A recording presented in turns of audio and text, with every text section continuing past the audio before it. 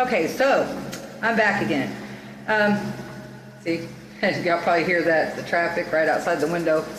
I live right near a pretty major intersection and a very busy street, so hopefully you won't hear too much of that. But anyway, no, just a couple other things I was going to bring up. So this is just a continuation of what I'd already began.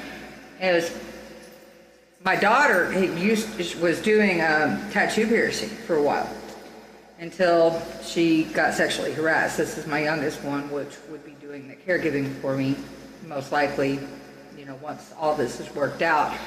And so because she was sexually harassed and brought it to her manager's attention, she was still being required to work around this man that had sexually harassed her. So she eventually left that shop, although she loves doing piercing. And we got to talking about, because I was speaking with Naomi, which is the lady through the, you know, healthcare agency, talking about me needing caregiving services. And just happened so, I'd asked her, I said, so y'all don't have any problem with, like, you know, my daughter's parents, do y'all? I said, because she's not as discreet about her piercings and tats as I am.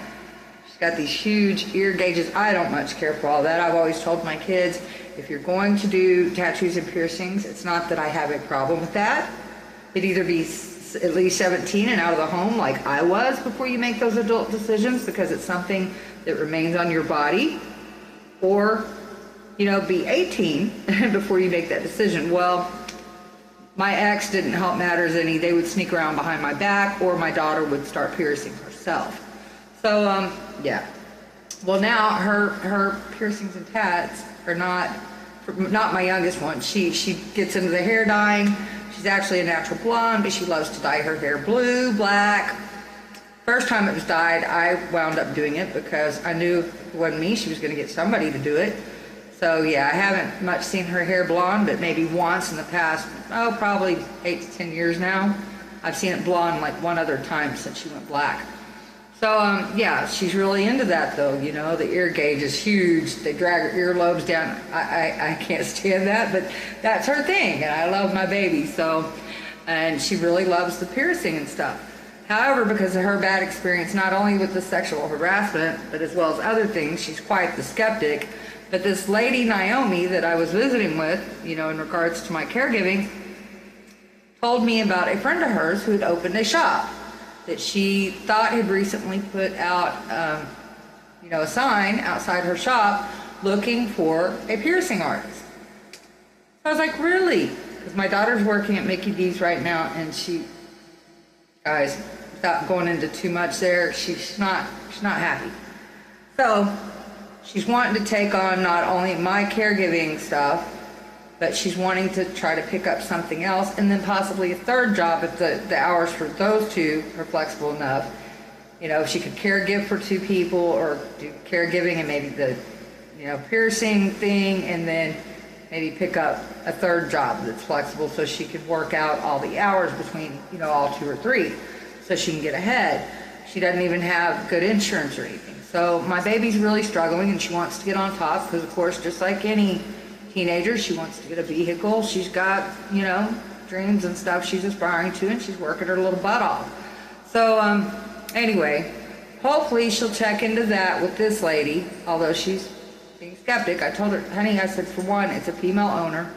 I said, you can't judge one place just for another. I said, you're never going to know unless you talk to her and just give it a try. So I'm hoping she'll do that. So that was another great thing that came, you know, out of my appointment the other day. And then, and I say the other day, we're on Thursday. It seems like so long when you spend all this time by yourself. It seems like it's been so much time. That was just yesterday, 4 o'clock, when I met this lady. So let me get my timing straight. I lose track of time easy. But okay, so anyway,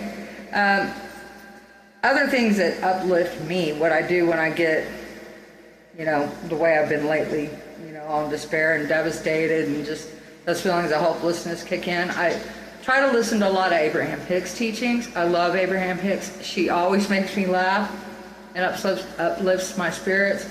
So I love listening to Abraham Hicks, which you can find plenty of her teachings free on YouTube for anybody interested. because I don't use, see, I was prescribed an antidepressant, but it's making me nauseous. Those have never, I mean, I'm a chronic, and they've never done me any good. I have done myself more good with my powers of positivity than any stinking med has ever done for my depression. Okay, that's just flat off. And I've had suicidal tendencies in the past. So, with that said, you know, these are things that work for me that might work for you. So I'm putting it out there so that y'all are aware of it as well. I don't know that you believe like I do. I don't expect you to. But I would recommend giving it a listen, because if you don't know and you don't try to apply it in your life, how do you know unless you try something?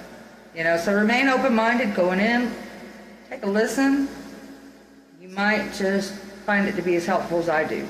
Another thing too, you know, because I've already believed in the powers of positivity and the powers of the mind for some time, and because I've done enough research to know about big pharma and the you know, the whole 3% of the corporate elite that rule us, that basically own our butts, we think we're free. But, you know, it's all about their big money and supporting pharma companies. Well, Bruce Lipton goes into about the fact you wouldn't, let's just say you're not only going to feel differently about your prescription medications if you listen to the link I'm going to supply you, but you should feel a lot differently concerning the power of thought, the power of the mind, by the time you get done listening to it. And it very much fits in with what I already believed to be true and to hold truth given my research and what I've tried applying in life. So for me, it was just a confirmation and a reminder is, hey, I need to get back on track, that this guy is so right. He knows exactly what he's talking about. And then I'd listen to another one of his too. And given what I know, given my vast research, given social programming, like, you know, all that, there's another one that if I'm not able to share that immediately in the description, I will share it down in the thread. I'll retrieve it. I can only copy and paste one at a time here on my phone. So anyhow, I will copy and paste and link the one immediately in the description for y'all about the pharmaceuticals, and then I'll try to put the other one down below. But it just kind of reminded me, so that in itself was just kind of a confirmation reminder to me is, hey, get your ass back on track, Angel. You got to pull yourself together here. Because he goes into, like, say, like with me, you know, with the Morgellons and the Lyme, and if I believe it's killing me, the power of the mind is an amazing thing. That it's that more so that belief that it's going to kill me that's going to be the death of me. You know what I'm saying? Because I believe that to be true. What you believe to be true, and we're all different, is what's going to be that pans out for you. You know what I mean? Anyway, he does a much better job of explaining it, so I'll let the gentleman do what he does. But you guys be sure to check out these links, because it's just amazing, just regarding the pharmaceuticals and the money they're making off of us, and the placebo effect versus the non-placebo effect, the power of your mind and the belief that you hold over these medications that you take, the belief of what's wrong with you, what ails you, and etc. So it really goes into that, and they're both very short videos. So if you're short on attention span like I am, it works out great because they're only like 5 minutes long, guys.